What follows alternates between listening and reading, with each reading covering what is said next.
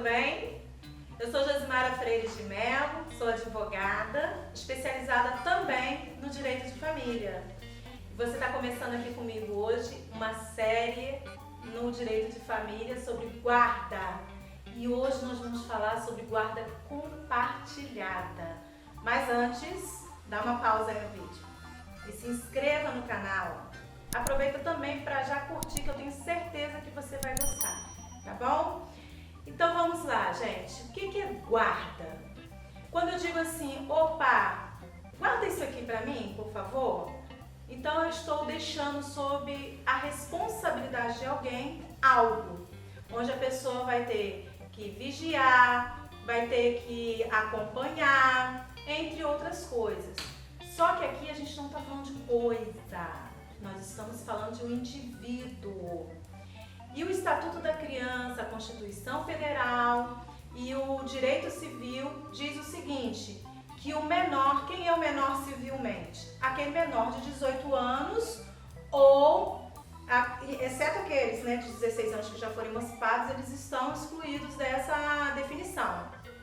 Menor de 18 anos, ele não pode ficar sozinho, ele precisa estar sob a guarda. Mas é dito pela lei preferencialmente dos pais. É aí que a gente começa a entender como que isso é complicado. Por quê?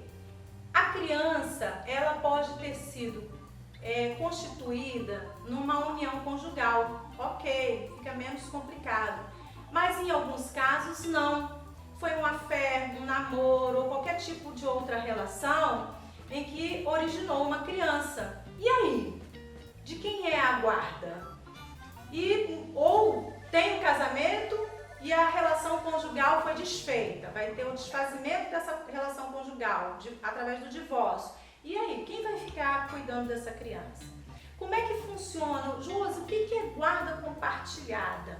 Então vamos continuar aqui, ó.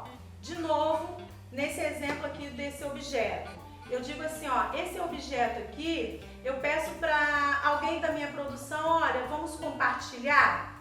E aí eu pego e falo assim, ó, eu fico com esse objeto na segunda e na terça, e na quarta e na quinta fica com você. Quando a gente fala de guarda compartilhada, é essa ideia que as pessoas têm. Só que não é assim que funciona. Então essa é a primeira coisa que eu quero desmistificar aqui nesse vídeo sobre guarda compartilhada. Qual é o bem tutelado aqui? Não é o pai, não é a mãe, não é a avó, não é o papagaio, o periquito, não é ninguém. O bem tutelado aqui é o menor. Então, o que se busca? O melhor interesse do menor. E quem decide isso? Deveriam ser os genitores. Quando a gente está falando de guarda compartilhada, eu quero deixar claro que estou falando para genitores, pai e mãe, que vão compartilhar. Por que eu estou falando isso? Porque existe a possibilidade de se compartilhar a guarda com parentes. Então, o pai e a mãe não podem, vai compartilhar avô e vó, tio e tia. Então, a gente não vai entrar nesse aspecto hoje. Então, vamos colocar os pais. Deveriam entrar no acordo, mas normalmente não entra. E o que é pior, às vezes usa a criança, ao invés de entrar no acordo, ainda usa a criança nesse aspecto. E aí que entra o Ministério Público, que é obrigatório a presença do Ministério Público, e no final das contas quem acaba decidindo é o juiz. Mas ele decide com base em quê, Josi? Ele decide com base no estudo social, que é feito por um assistente social, em alguns casos por psicólogos, tá? E aí o que acontece? A criança pode ser ouvida? A lei diz que pode.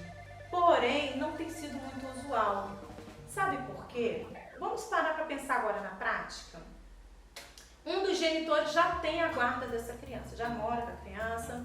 Concorda que é muito provável que esse genitor possa influenciar na decisão da criança? E aí, como é que o juiz vai saber? Como é que o Ministério Público vai saber? E a criança pode ficar com medo até de dizer que quer morar com o outro genitor. Então hoje o judiciário não tem usado isso como praxe. Mas, gente, olha, desde 2004, essa lei da guarda compartilhada, ela foi aplicada aqui no Brasil em 2004. Nós estamos em 2020, olha quantos anos de lei. E ainda há resistência dos genitores em relação à guarda compartilhada. E pensão, Josi, como é que fica a pensão alimentícia na guarda compartilhada? Porque eu achei que como era compartilhada, cada um pagava uma parte. Pois é, lembra que eu falei no início do vídeo que a guarda compartilhada não necessariamente quer dizer que a criança vai ficar metade com o pai e metade com a mãe? Que às vezes a ideia que a pessoa tem, de segunda a quarta é com o pai, de quinta em diante com a mãe. O critério para se estabelecer essa guarda é depois do estudo social, aí que eles vão ver o que é melhor para a criança. Se é melhor ela ficar diretamente com um dos genitores, vai morar numa casa e frequentar a outra. Então é uma guarda unilateral. Não, gente! A diferença entre a guarda compartilhada e unilateral é que o outro genitor onde a criança não mora, ele tem livre acesso. E aí que mora o X da questão. Por isso não ser esclarecido nem nas audiências. Eu falo isso porque, como eu falei, eu sou especializada nessa área. O que mais eu vejo no fórum é não haver esclarecimento para as partes sobre isso. Os advogados podem até esclarecer, mas tem gente que é turrona, tá? Acha o seguinte, usa a guarda como um poder, um pátrio poder. A criança vai morar comigo, eu que mando e desmando, e na verdade não é assim. O outro genitor, se a guarda foi determinada como compartilhada, o outro genitor, ele tem a obrigação de acompanhar a criança e o direito de visitá-lo, de estar presente, de falar ao telefone, de fazer chamada em vídeo e etc, etc.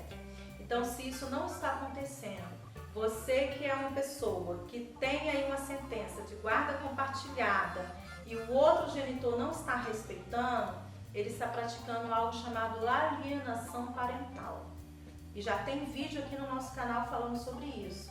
Depois você dá uma pausa, dá uma olhada lá no vídeo que eu explico quais são as consequências da alienação parental. E por fim, pensão, Josi, pensão é assim. O genitor aonde a criança não mora vai pagar uma pensão, mas vai ser estabelecido também na sentença, não é o genitor que determina, é mais ou menos dividido entre as partes. Então, se a criança tem um gasto de R$1.000, provavelmente esse outro genitor vai pagar R$500 de pensão, tá? Então, fica aqui o esclarecimento sobre guarda compartilhada.